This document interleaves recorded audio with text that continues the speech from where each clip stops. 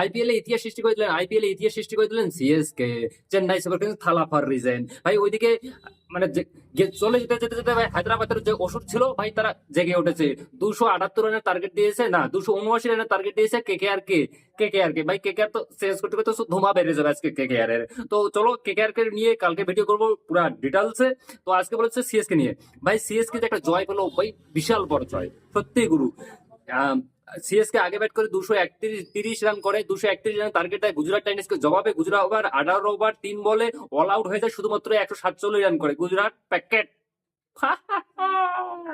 কেমন দিল ও গুরু।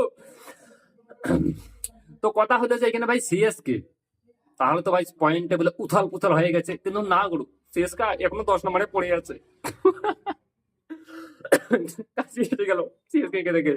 তো কথা হলো যে ভাই সিএসকে গুরু সত্যি সিএসকে আজকে তারিখ করতে হবে। সিএসকে যদি এই ব্যাটিং লাইনটা আগে দেখাতো, তার কোন সিএসকে ইতিহাসে সিএসকে 230 রান কখনোই করতে পারেনি। দেখো ভাই আজকে কি উর্মি পাটেল, শিবম দুবে, মানে যারা এসে যে এসে ভাই সেই ধুয়ে চলে গেছে আজকে গুজরাটে বলার কি ভাই। গুজরাটে বলার যাইতে যাইতে এমন এমন পিটান খাইতেছে যাগুলো বলার কথা না। এখন দেখো এক নম্বরে গুজরাট থাকতে পারে, পাঞ্জাবও থাকতে পারে, আরসিবি থাকতে পারে। যদি যাই ম্যাচ জিতে ভাই 1-2 চলে, এমনকি বোম্বাইও যেতে পারে, কারণ বোম্বাই নেট খুব ভালো।